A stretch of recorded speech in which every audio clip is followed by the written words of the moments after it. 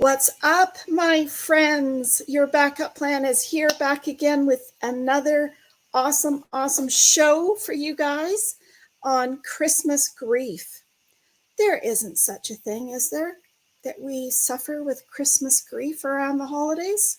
Yeah, I just don't think that even exists. And that's why we've had 3 shows on this series this month. It's a hard one. It definitely is. How many people are listening out there that you walk in the shopping mall or the grocery store and you start hearing Christmas music and tears start rolling down your face and your cheeks? How about people asking you out on a nice potluck dinner or an afternoon during the holidays and you just can't seem to get yourself motivated to be happy about the holiday or be even happy to spend time with other people being happy? I think that's the whole problem when it comes down to this, don't you think?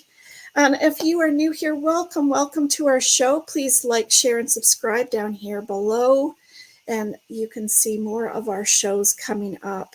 We have a special guest on our show today, Dave Roberts, coming to you from New York. And he is a former addictions counselor. He's a podcaster as well. He is also a teacher, an author, and a bereavement support specialist. And he is a very special guest today. And it's our little secret guest because it's going to come to you from a man's point of view. So I'm so excited to be here and bring this to you guys today. My name is Tina, again, if you are new here, and I am over here with Your Backup Plan app. I am the creator and developer of Your Backup Plan. I'm also a best-selling author of In the Blink of an Eye. Just like that, your life changes in a flash, in a blink of an eye. I can't even explain it to you unless you really realize how that resonates if you've had this experience. That you blink your eyes and your life is changed forever. I can't stress that enough. And if you are new here, we are on all podcast platforms. We are on Facebook, Instagram, TikTok, Twitter, LinkedIn, and of course, Pinterest as well.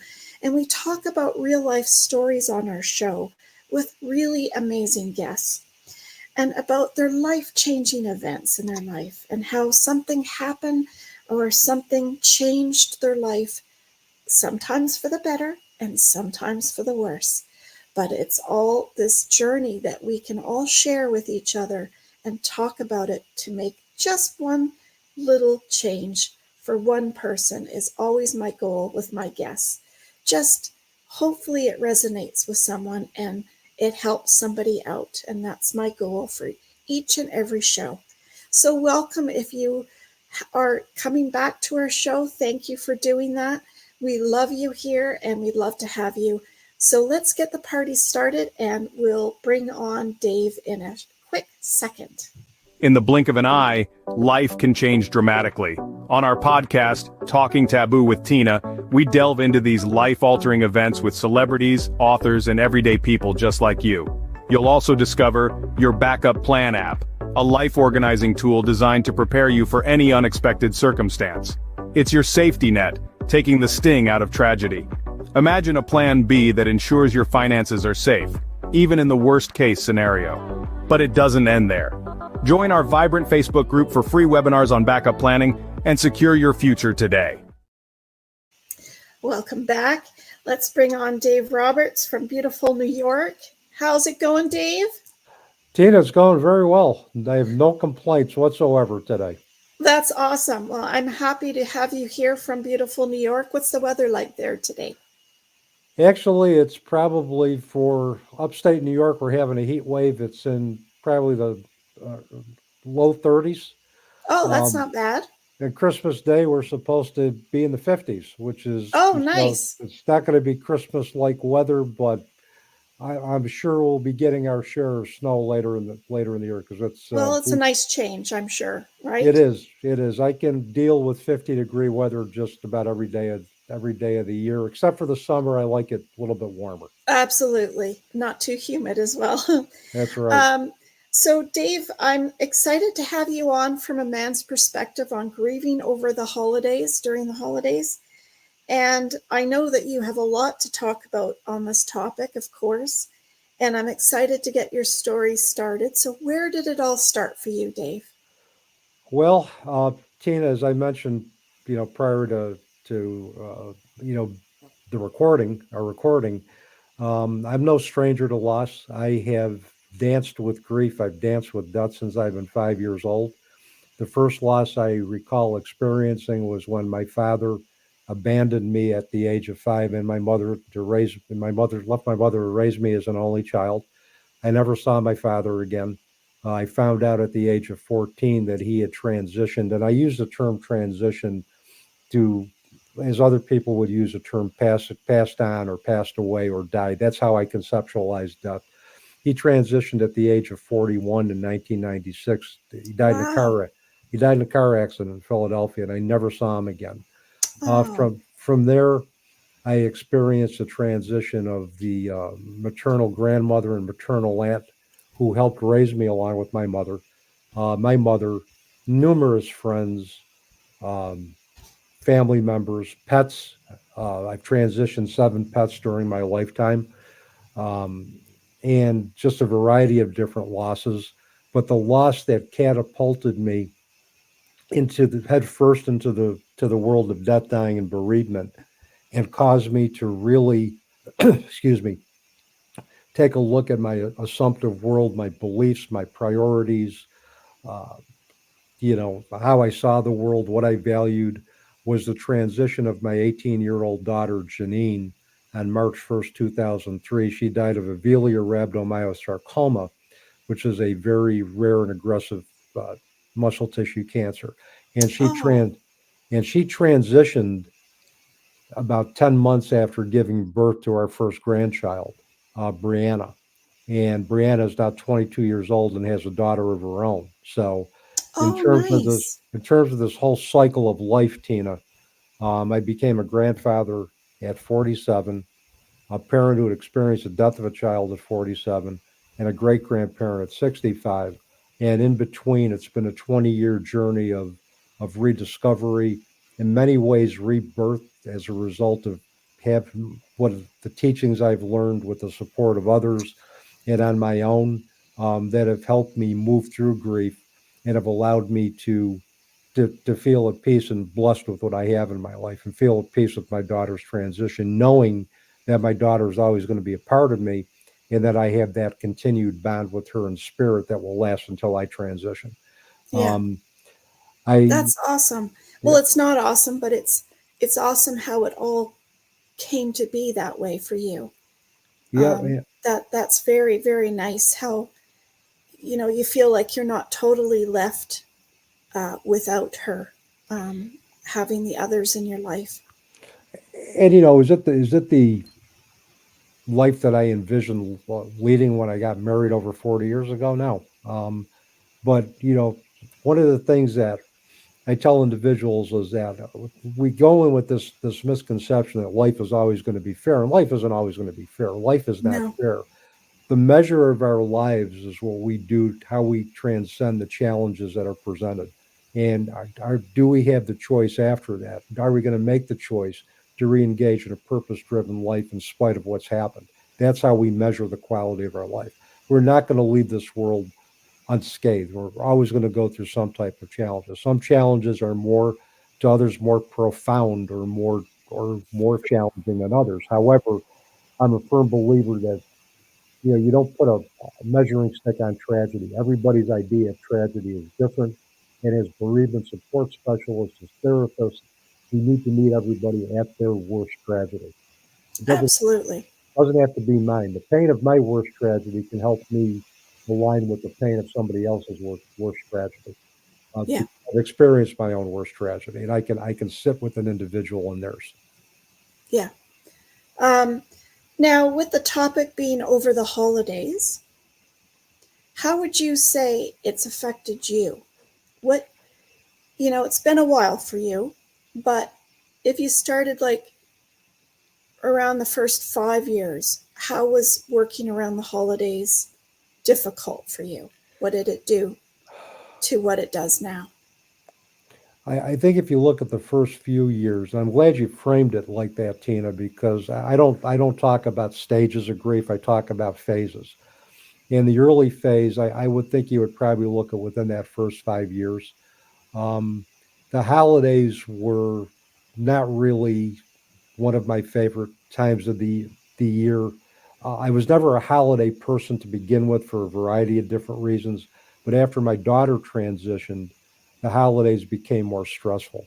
Yeah, Um, the days, particularly leading up to the actual holiday, whether it was Christmas, whether it was New Year's, were typically more stressful than the day itself. And for a lot of your listeners out there, if they're experiencing that progression of grief now, where the days prior to the holiday are more intense, that's normal. It's like for me, when the holiday came, it was a relief that it was over. yeah, But there were, you take a look at the natural things that happen during a loss, how our body's affected physically, how our thought process is affected, how our ability to engage in a world that's different is compromised. Those all become more intensified during the holiday. The holiday makes it very apparent, and we're more apparent of the losses that we experience during the holiday, particularly when we see everybody else celebrating around us.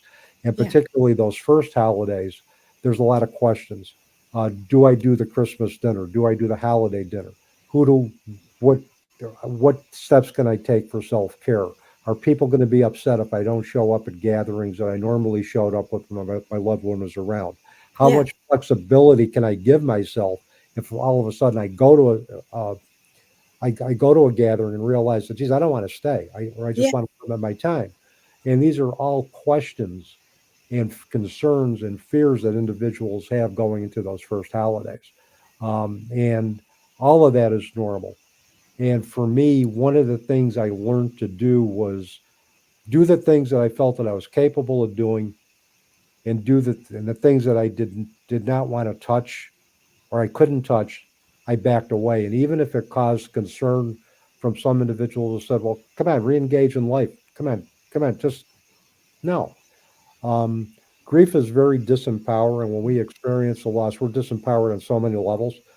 And for me, it's like do what you can to empower yourself. If it means that you're going to shut off the lights, you're going to turn off your phone, you're going to just hide in the closet, hide whatever. hide in a closet, whatever you want to do. Stay in your pajamas for half the day, whatever that's going to be. If that's self-care for you, do it, because a lot of individuals will, their expectations are going to try to drive how you grieve or what you should do.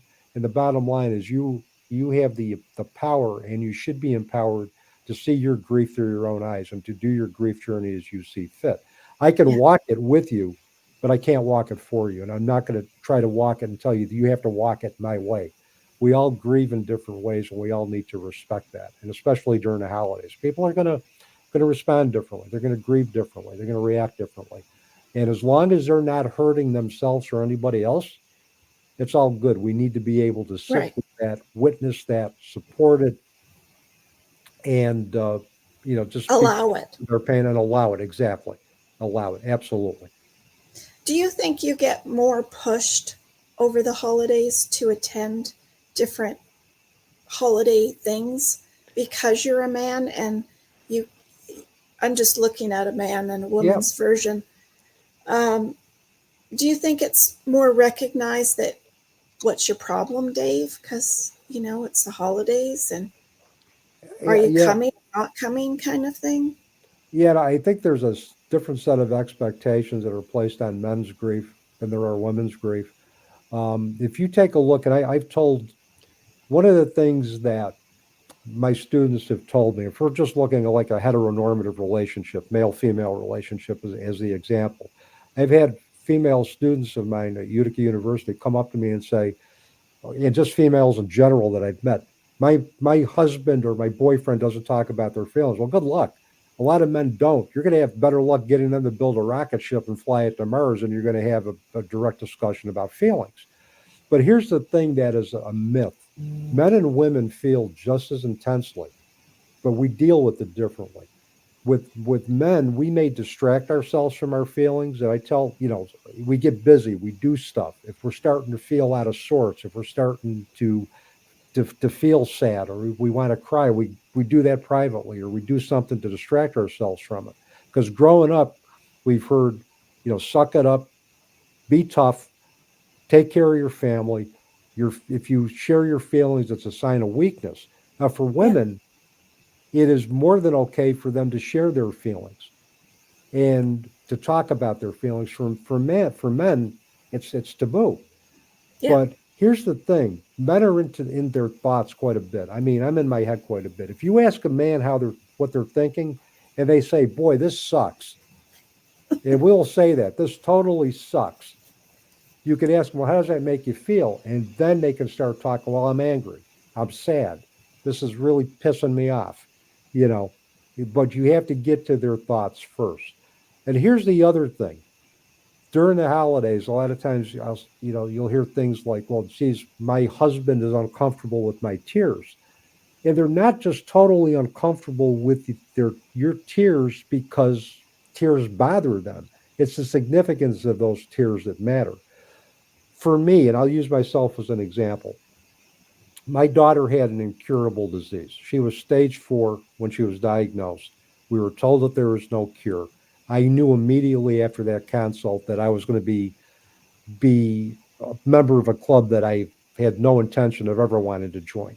Yeah. Um, and How long was that period of time, Dave? that was about 10 months from diagnosis to her transition. Oh, Um, and geez, now I that's forgot a where hard 10 months. that's a hard 10 months. So, it's just, she had an incurable disease, but yet for 3.5 years, I held myself hostage to the fact that I should have done something to prevent it.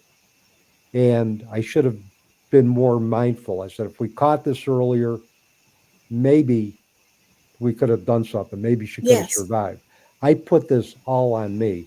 And every time I saw my wife cry, or her surviving brothers in pain, it reminded me of the fact that I failed miserably in my role as a parent. And Yeah. that's what those tears signified to me, was a total abject failure of my role as a parent. Not the fact that, your tears bother me. It was the significance of those tears and how it impacted the perception of my role as a protector. And all of this, Tina, gets intensified during the holidays, every bit of it. And, I Why mean, do you think that is, Dave? Why does it get intensified, do you think? I think, one, the holidays are stressful in and of itself, with having to, do Christmas shopping, to do, Get to togethers. get togethers and to think about preparing meals. But the other thing is that I think there are so many memories attached with holidays, and so many holiday traditions that are associated with our loved ones, Yeah. that, I think it just intensifies. The absence becomes, I think, more pronounced and more in our faces. For me, Christmas in the beginning years was a reminder that my daughter was dealing with her own mortality, and every Yeah. Christmas I would remember this.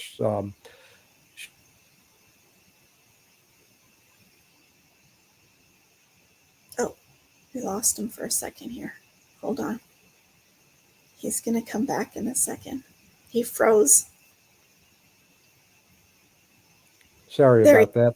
Sorry. Yep, that's okay. Her significant other, her my daughter Janine, her daughter Brianna, their cat cohabitated with our 2 cats, my 2 sons, my wife and me, in a one level ranch for you know for those 10 months.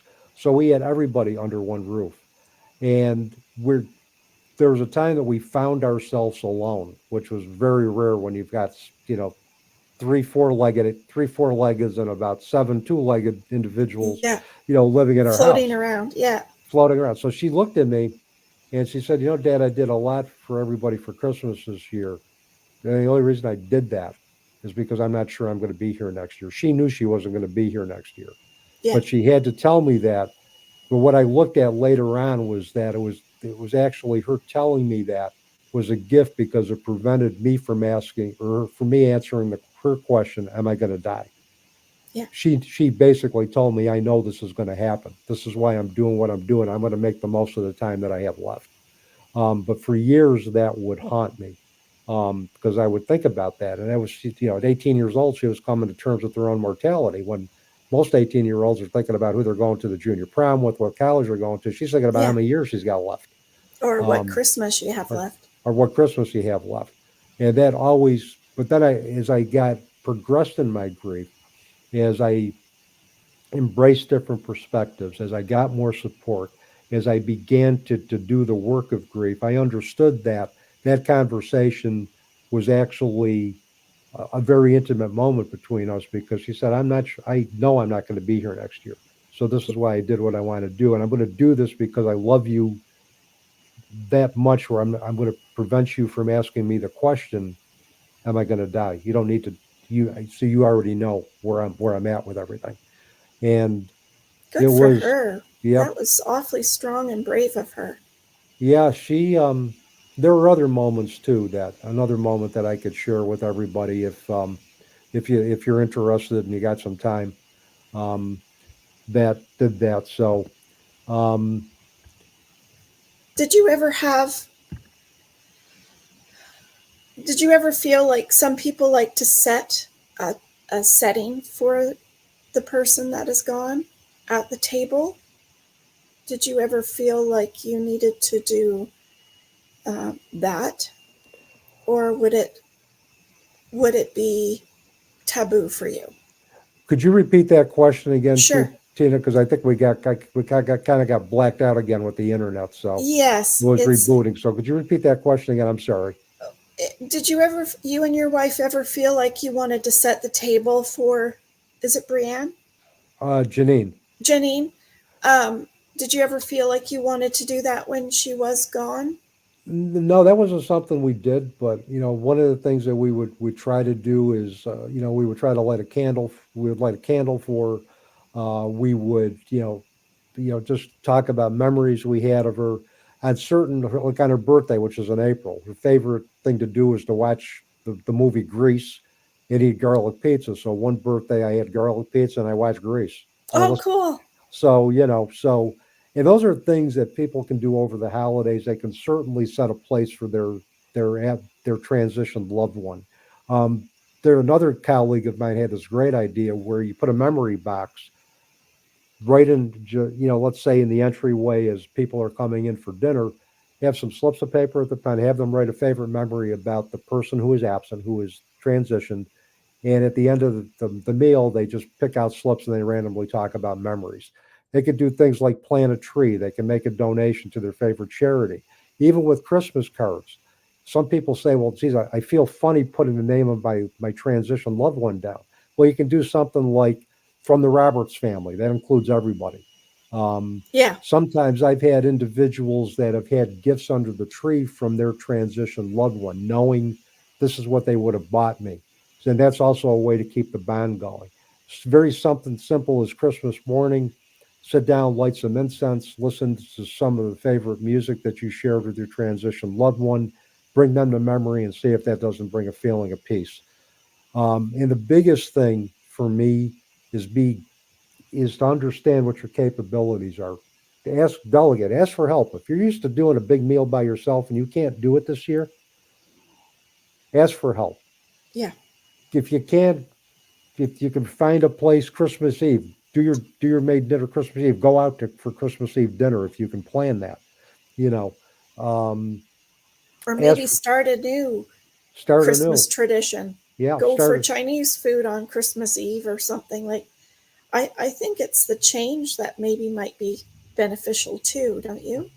Absolutely. I mean, I know people, Tina, that have gone to Florida the first Christmas because they didn't want to be in the area. There was, you speaking of, spoke of a Chinese dinner or Chinese meal. There was a woman, and one of the things with early grief that we both know about is forgetfulness, really, and we Yeah. get brain fog. Yeah. She forgot to take a turkey out of the oven because she did that every year. And she forgot to take a turkey out of, excuse me, she forgot to take a turkey out of the freezer. And by the time she remembered, it was too late. So they went out and they had a they went to a Chinese buffet for Christmas Day, and they made that a tradition, and that was a new tradition. The other thing is sometimes we need to create new traditions or Yeah. incorporate our transition loved ones into, keep their existing traditions, but yet blend that in with new traditions as well too. Yeah. Symbolically, that's a way that we can integrate our grief and recreate a world that is reflective of our reality now.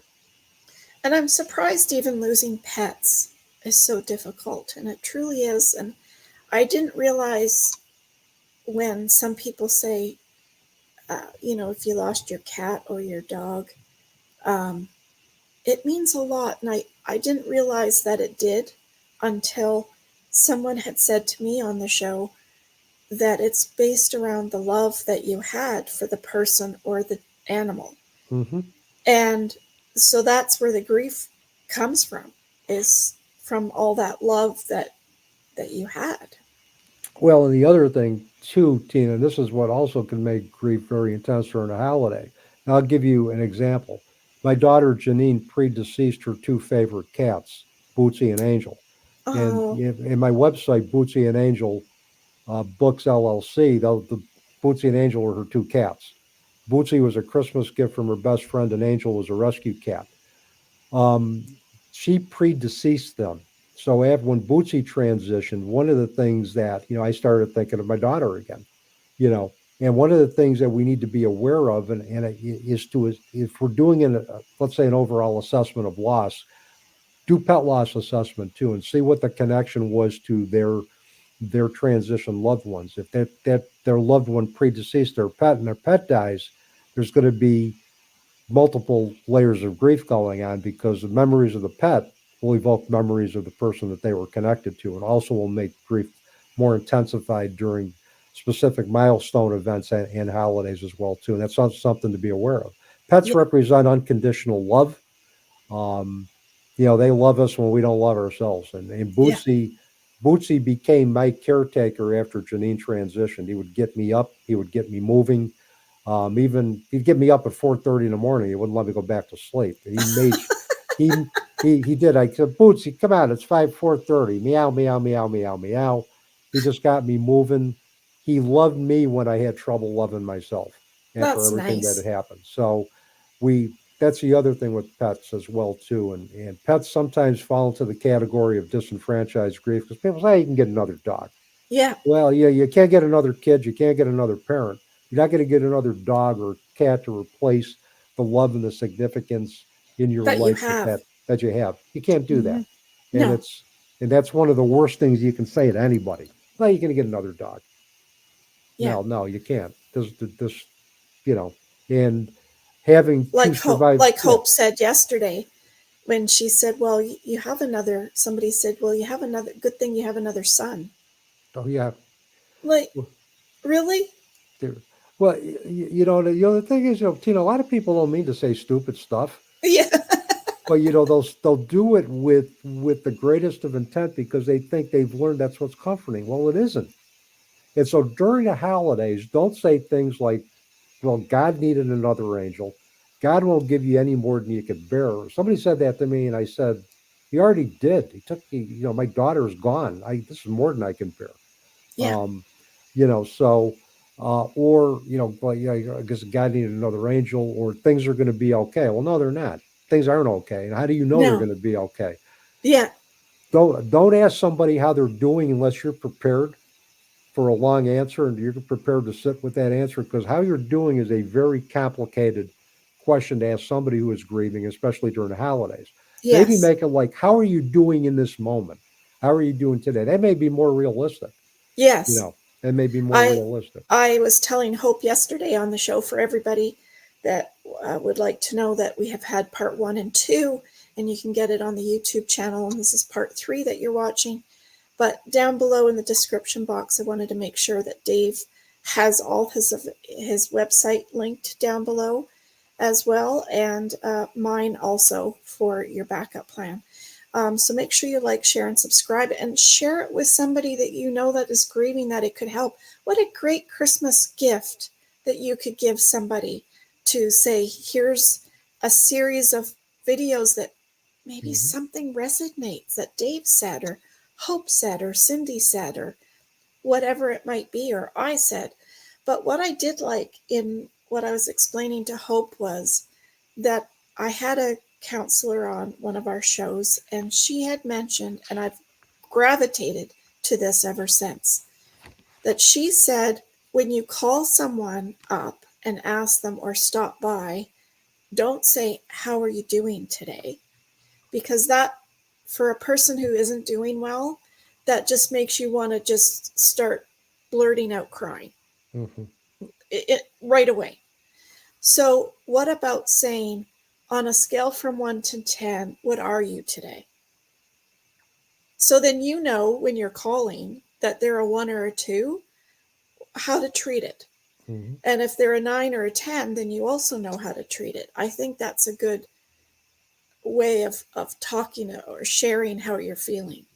Yeah, I think that is too. I mean, this empowers people to give you on a scale of 1 to 10. Well, I'm a 2 today, so at least you know where they're at. Yeah, exactly. At least you know where they're at, and you know exactly how you need to proceed. And Yeah, maybe that day you just let them be who they need to be and what they need to be, and just yeah, when I ask somebody, what do you need if they're like feeling like a 2 or a 3, what yeah, do you need from me in this moment? What yeah. do you What do need you need now? from me today, or what can I do Yeah. today? Yep. Yep. And maybe they just need a hug. And Yeah, maybe they just need you to be quiet and just sit with them. yeah. And Or let take them, them for a walk, or take or them for a walk. Yeah. whatever Or it might be. take them for a walk, or take them for ice cream, or take them for coffee. That's all they may Or, need. yeah, or down to the pet SPCA or something. Mm-hmm. Just maybe just go look at some pets or animals or Yeah. whatever it might be. I totally agree. It's a tough time of year because I find there's a lot of triggers out there. There's a lot of happiness, and when you're not that happy, it's a hard time. Well, And I and especially Christmas music, a lot of times that's a trigger for individuals. A lot of times individuals will find themselves, they're driving their car, and all of a sudden a song might come on the radio that evokes memories of a transition loved one, and they find themselves crying uncontrollably on the side of the road. yeah, And and you know, individuals say, I wish I could control that. Well, you can't. You no, can't control, you just have to roll with it. Especially in early grief, it's an emotional roller coaster with a lot of ups, with a lot of downs, and you have to ride out the downs. You have to work through the pain. You have to be present for it. You have to experience it. As much as it sucks, yeah, if we have to, because if we try to suppress it or run away from it, it's just going to keep coming back. And the message is, I'm not going away, so you need to find a way to deal with me, whether it's through support, whether it's through journaling, whether it's through you know going to a whatever support group, whatever you suits need, your whatever suits your fancy. coloring, Yep, journaling, coloring, journaling, doodling, anything. exercise, Yep, whatever it is, yep. Exercise. meditation, Yep, whatever, med, yoga, yoga, dancing, music. anything. Whatever's Yeah, going to float your boat to get you through that moment. yeah, absolutely. And Now tell me about being a dad and a husband. How did you find dealing with the holidays with your wife? How did that? well, for Because you're trying to be strong, I assume, for her. yeah, and I think one of the things that is that we came to an understanding of how we grieved. She grieved very differently than me. Um, I just basically learned to respect it, to try to support her in it, to find out what she needed from me at a particular moment, and she learned to support me. We just understood what our manner of grief was, how we processed it. We respected it. We didn't try to change it, and that actually helped grow us closer because we were able to gave us another level of communication and understanding.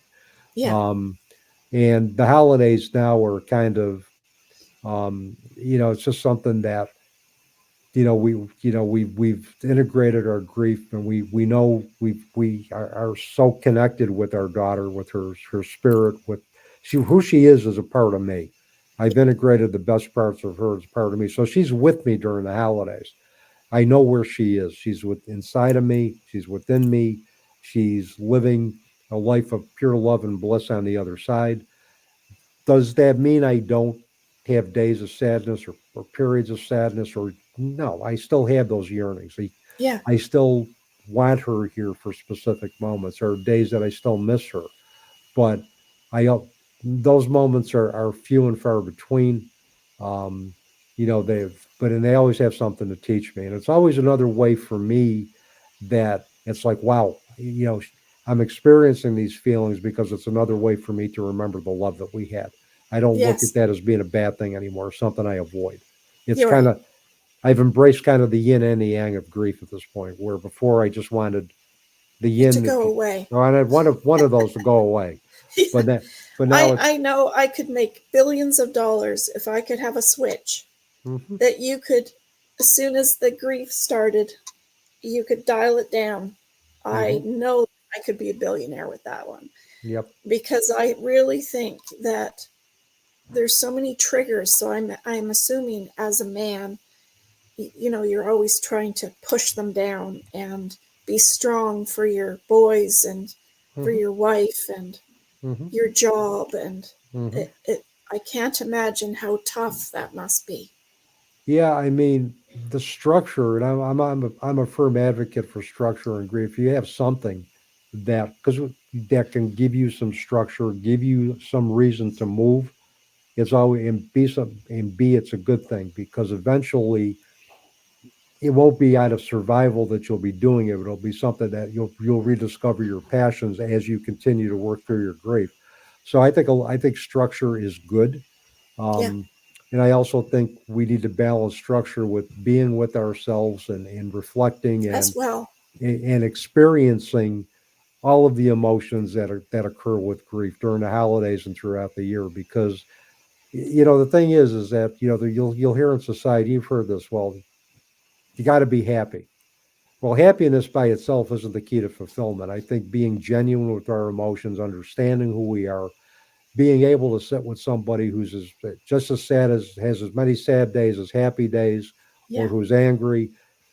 All of the totality of those emotions make us more genuine. They make us more feeling, and I think they make us more compassionate. 'Cause some of the saddest people I know turned into the most compassionate people that I've ever run into. absolutely. And sadness can morph into that if we allow it to, and we don't Right. look at it as necessarily a bad thing. It's kind of makes up this whole mosaic of the path that we walk: happiness, sadness, anger, yearning. It's all serves a purpose, and all makes us very genuine and makes us very compassionate human beings in the long run. It does, but what goes on with a man's brain when your wife is having a rough day? What can you do for her? Well, Because you're hurting too. yeah, what goes through my brain is her hurt becomes a reminder of my failure as a husband and as a father. Um, so what I could do is turn that self, I don't, that beating myself up, and turn that kind of, that kind of into what can I do to help? What can I do to be Into a strength that, into a strength? I yeah, can just sit there with her and say, what do you need from me at this particular moment? And that can drive me. And that allows me to be present, and that allows me to to to redefine my role as a protector and redefine my role as a husband.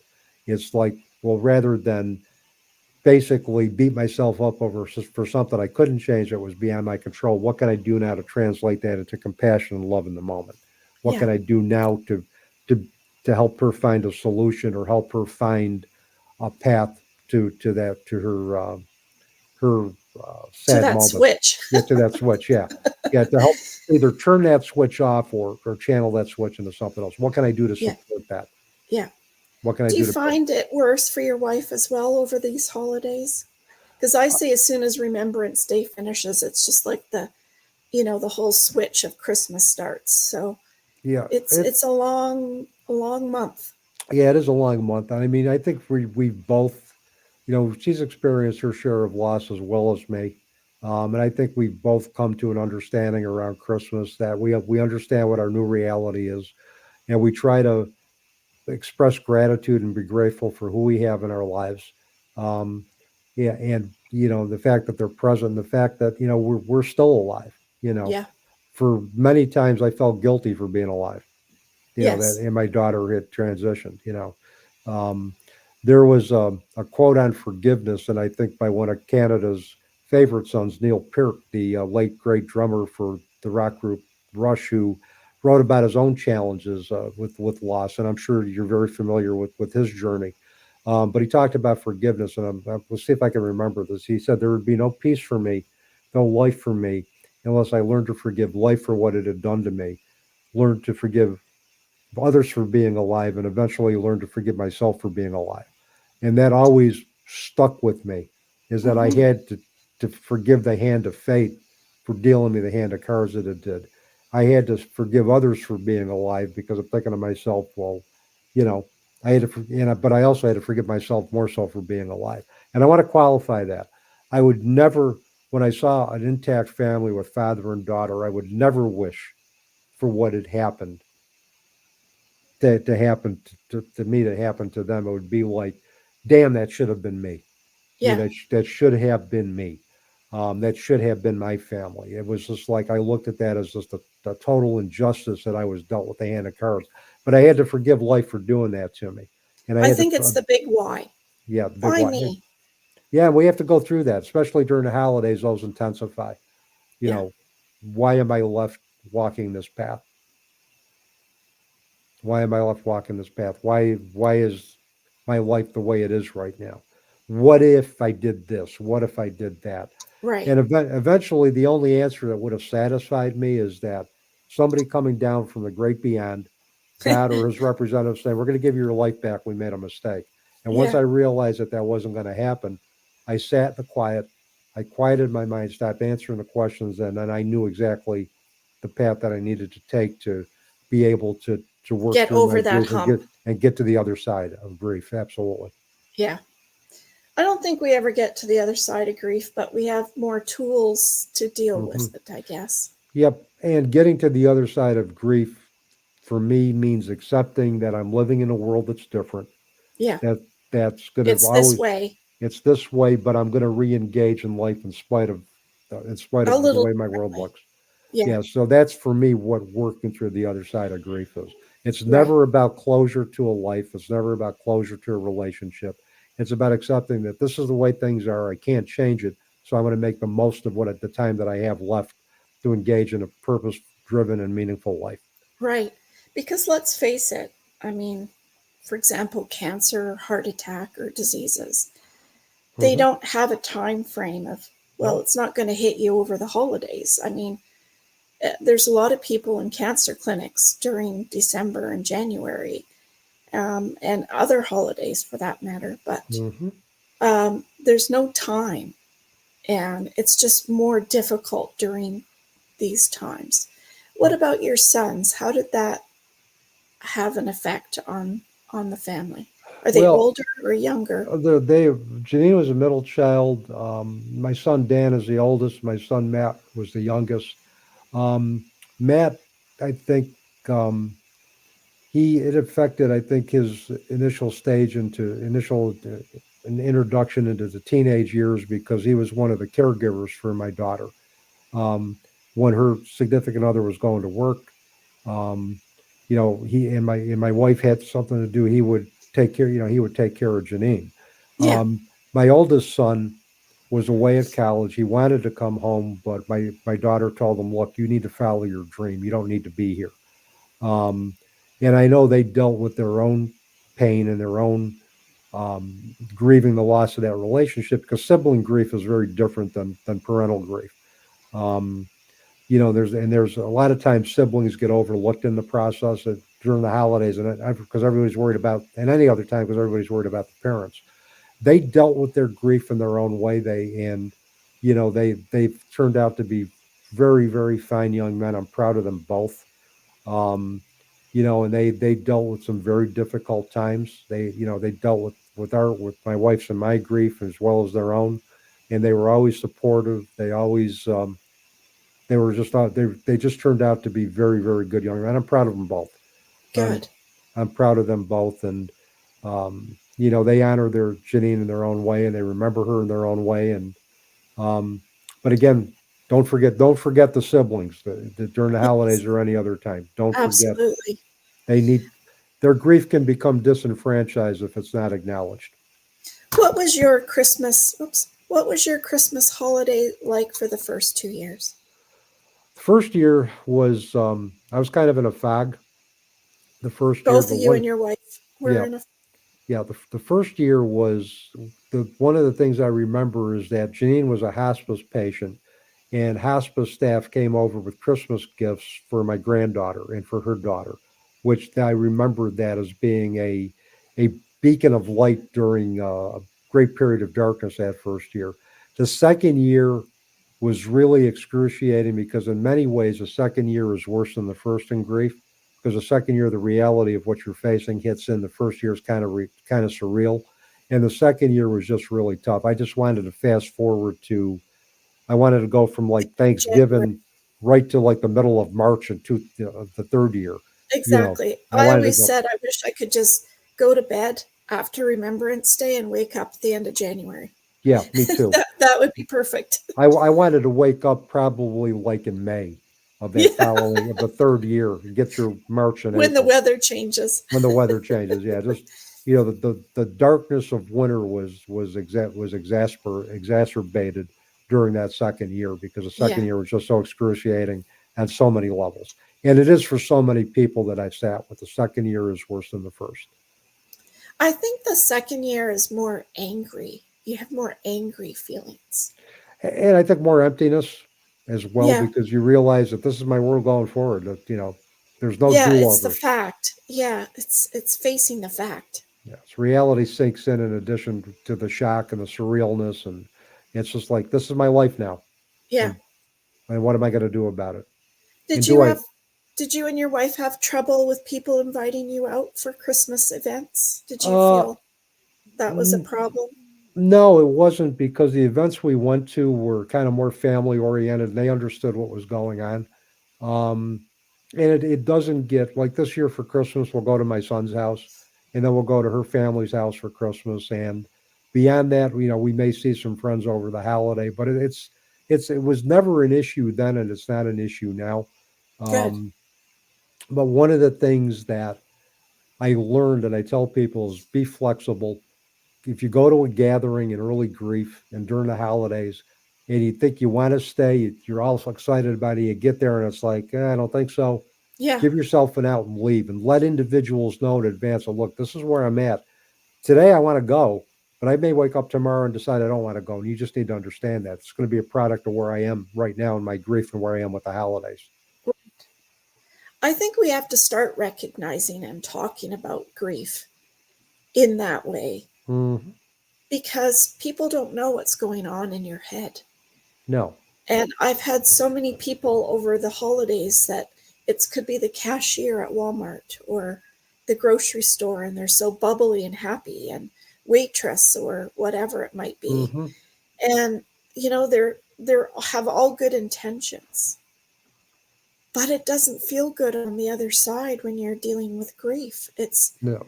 It's almost like um, my daughter used to watch um, what's his name, the neighborhood, the Mr. Rogers. Mr. Rogers.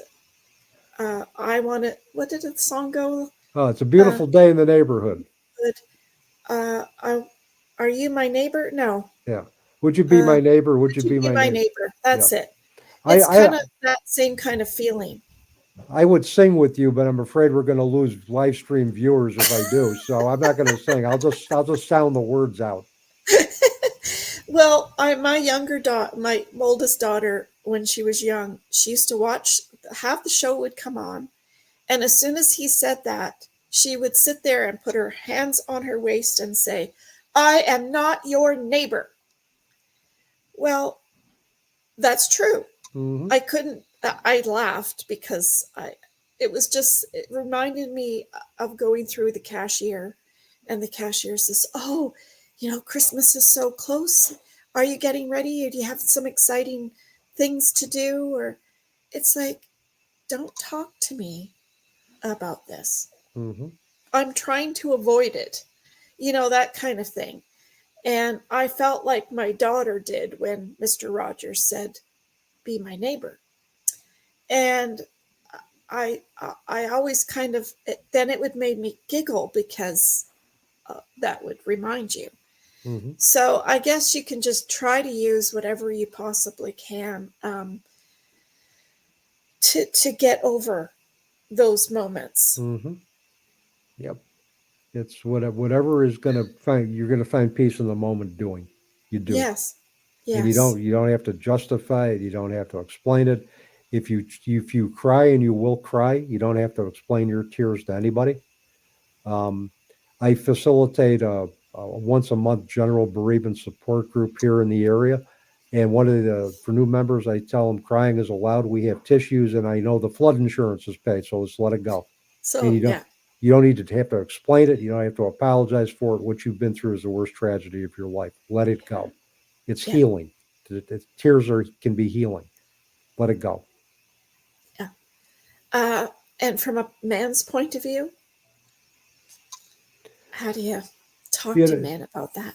well, one of the things I found, and it's kind of interesting. I mean, I can use myself as my own experience. I become more okay with my tears. I mean, I can watch Field of Dreams. I can watch that and start bawling like a baby at the end. Yeah. Yeah. Um, certain episodes, certain commercials will get the tears streaming. So I think the thing is to be authentic with your feelings. You don't need to necessarily cry to do that, but just being Yeah. authentic in the moment. Just let people know where you're at. Let people know how you're feeling. And as far as tears, it's not a sign of weakness. It's a sign of strength. If we can then if that's an honest reflection of how we're feeling in the moment, and it always is, then you see that as a sign of strength. And I would say that to men, I would say it to women, I would say it to anybody. Right. And even though we talk about basically very um, male and female oriented ways of grieving, there are some females that I know that are very closed off with their feelings, and some men that are more intuitive. In fact, I think Ken Doka, one of the more foremost known thanatologists, talked about intuitive males and instrumental males. The instrumental males do the traditional male grief walk. The instrumental or the intuitive males are more feeling oriented. They're more emotive. And so maybe in 75% of the cases, you're going to see the typical male stereotypes or expectations around grief and female, but 25% of the cases it could be different. So everybody's different. But the Right. biggest thing is being genuine with your feelings, and not being afraid to say I'm angry, not being able to say I'm sad today, I'm yearning, I'm confused, and understand that it's going to be supported as opposed to uh, to ridiculed or Right. to invalidated. Right. Because it's true feeling. And Yep. I hope people are changing when it comes around that topic. I hope so. Um, I'm not sure if they are yet. I don't know if we're at that level yet, talking about grief in the scope of things. I can't imagine in the war zones what that PTSD and the Mm-hmm. loss of losing family members, loved ones are like. Mm-hmm. We don't experience that here in Canada and United States, um, but I can't imagine what they deal with. It must be extraordinary. Yep. Um, but it's not saying don't ever compare yourself from one to a different person, because what you're dealing with is yours, and it's not easy. It doesn't matter how you look at it, I think. Oh, no. And like you said, let it flow. What kind of final message would you like to give to the listeners? Well, there's an old Words of Dave's word. wisdom. Words of Dave's wisdom. Well, let's see what I can come up with that might qualify as wisdom for everybody and for you and your listeners. So, first of all, there's an old Chinese proverb: a single beam cannot support a great house. So you can't do True. grief by yourself. Get as much support as you can from people who understand, people who are willing to sit with your worst pain, not only during the holidays, but throughout the years. Right. Secondly, is show grace to yourself. Know what your limitations are. Know what you can do. Know what you can't do. Ask for help from family members if it comes to preparing the Christmas dinner, the holiday dinners. Um, you know, talk to your family about how can we incorporate the memory of our loved one. How can we? What's our best? How do we want to remember our transition loved ones during the holiday? Show grace. That's a good one, because I think it could be nice to get everybody's feelings about the whole situation. And it gets everybody talking, and Yeah, it gets it out in the open. And show grace to yourself. If there's a situation that you can't deal with or you're unable to deal with, feel free to show grace to yourself and back away from it. If people don't understand, that's on them. You right. have to do what is best for you. Um, don't hesitate to experience joyful moments. Don't feel guilty about experiencing joy. Joy and sadness are going to coexist for us anyway, and Right. particularly through the rest of our years after grieving the loss of a loved one. That's going to happen. Yeah. Um, just understand that that's part of the deal, and don't let people tell you to grieve in any particular way. That grieve in the way that's best for you, and allow yourself that flexibility to just back away from events or leave an event that you wanted to go to and just say, I can't deal with this. Yeah. And, and And show be that okay with that. and be okay with that. So it's a matter of doing what you need to do to get through the holiday. Maybe how do we incorporate the memory of our loved one into our existing traditions? How do we create new traditions? And if push comes to shove, if you want to go to a Chinese buffet for Christmas, by all means do that. It's Go whatever's for going it. to go for it. It's whatever's going to get you through that moment, because it's your walk. If nobody else is going to walk it with you or for you, Yeah. Yeah. they'll walk it with you, but nobody can walk your walk for the way you want, the way they want you to. You walk it the way you need to At that time. at that time. Yeah. Absolutely. So Yeah. that's what I could say. That's in a nutshell. That's what I would pass on as kind of my final message to your listeners and viewers for the holiday. No, that's super. I think that's a summary of basically everything that you've talked about today. So that's awesome. Well, thank you, Dave. I can't believe it's the time already. I love talking about this topic, um, even though it could bring tears to my eyes. Absolutely, it's a tough time. It is, and just remember, our loved ones are never far away. And I'm going to leave you with this one quote from Maury Schwartz from the book Tuesdays with Maury: "Death ends a life, not a relationship. Our loved ones will always be with us in Oh, one way, that's shape, or nice. form." Oh, absolutely. I like looking for signs that I do enjoy doing, Me too. because I know that they're there. It's just a Hmm. matter of being open to seeing it. Absolutely, and being open to redefining or recreating the relationship in a different way. Right.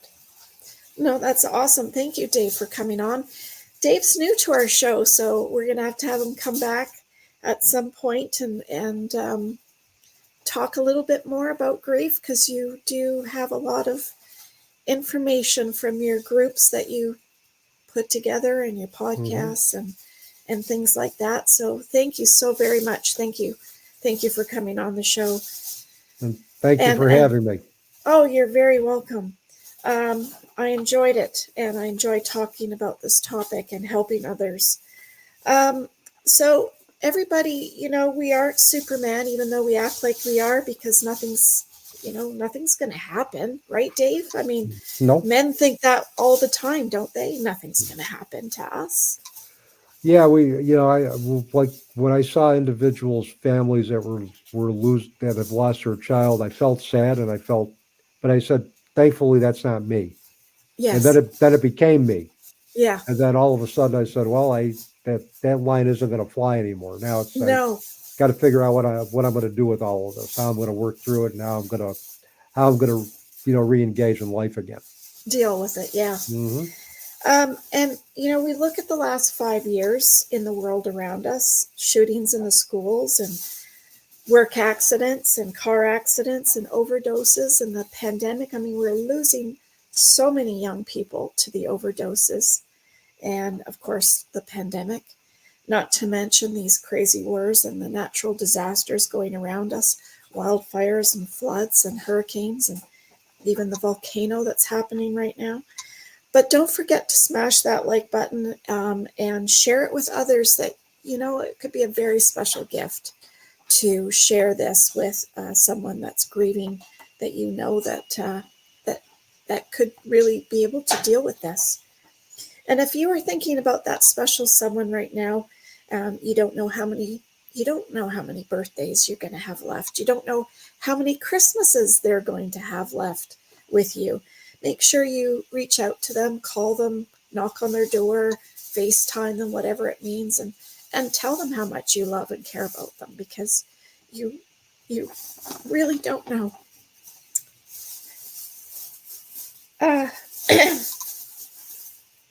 Need to take a deep breath there for a second.